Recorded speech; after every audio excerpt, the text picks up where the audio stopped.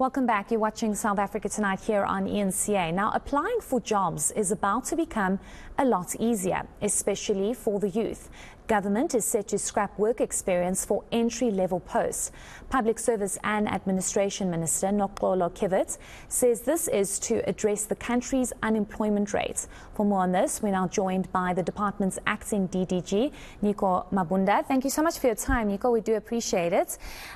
Many would say that this is fantastic news because once you leave matric or university or whatever it might be, you don't have experience, and oftentimes the requirement is to have 1 or 2 years of some sort of experience, but you've literally just graduated or matriculated.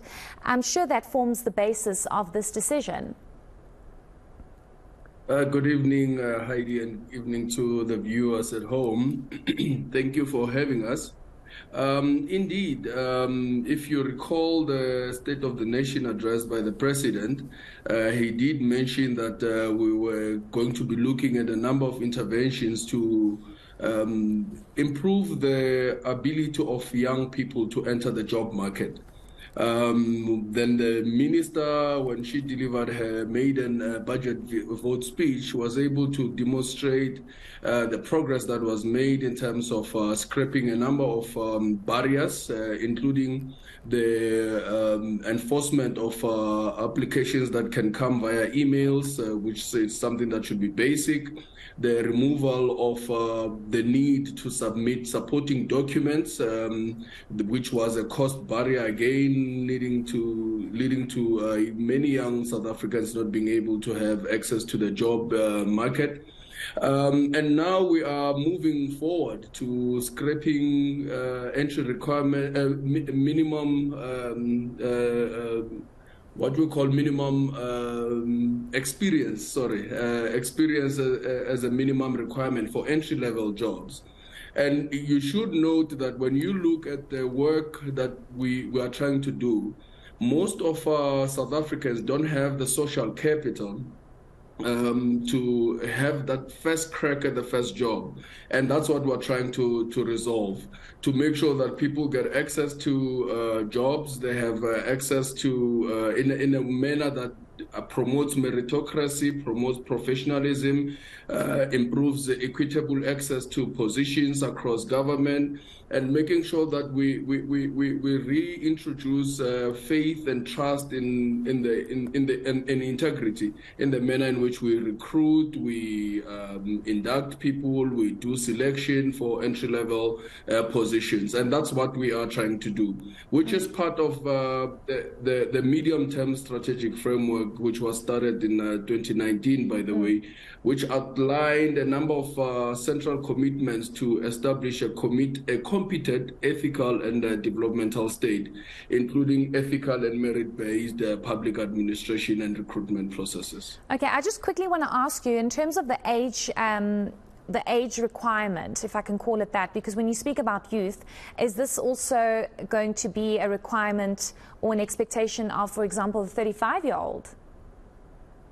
Correct. It's everyone between the ages of 35 and below to the ages of, in government, it's 18 years because we align it with the Labor Relations Act and the Basic Conditions of Employment Act. Okay, so I mean, the reason why I'm asking is because people would say at 35, surely you should have some experience or some skill. Well, that would come from a privileged position. You'll recall that it's only not so long ago where most South Africans were allowed to go to university until they get their first basic degree. And most of those people, usually they would have had to leave at matric, go work, make some more money, then go back to study. And by the time they get the first degree, which we consider to be an entry requirement for most of the jobs in government, they are now above 35 years of age. So we need to balance the socioeconomic realities of the country with the requirements of the age, you know, all of those type of things, including the age of 35. But we're limiting it to 35 years. Okay, I just want to quickly move on to when all of this is going to be factored in. People watching, people that really want to apply for jobs, but you have to have certain requirements. There's obviously a need for some sort of skill or some sort of test is going to be done when one does apply for the job. But somebody watching going, I really want to apply, when is this going to kick in, and what is going to actually be required of them? That's a good question, Heidi. We are actually looking at issuing a directive that will become effective from the 1st of November. And with that directive, it should be then become compulsory for entry-level positions in government. But we have to also highlight that entry-level positions are those positions that go up to level 6. In government. So it's not just levels 1 to 3, but it's up to level 6. But there's also a precondition that it shouldn't be positions that require you to have supervisory experience. So there will be those that are excluded, including those supervisors of maybe I can use an example of general workers, for instance. If you want to be a supervisor, you'll have to have some experience of managing people, performance, coaching, and making sure that we don't derail government services.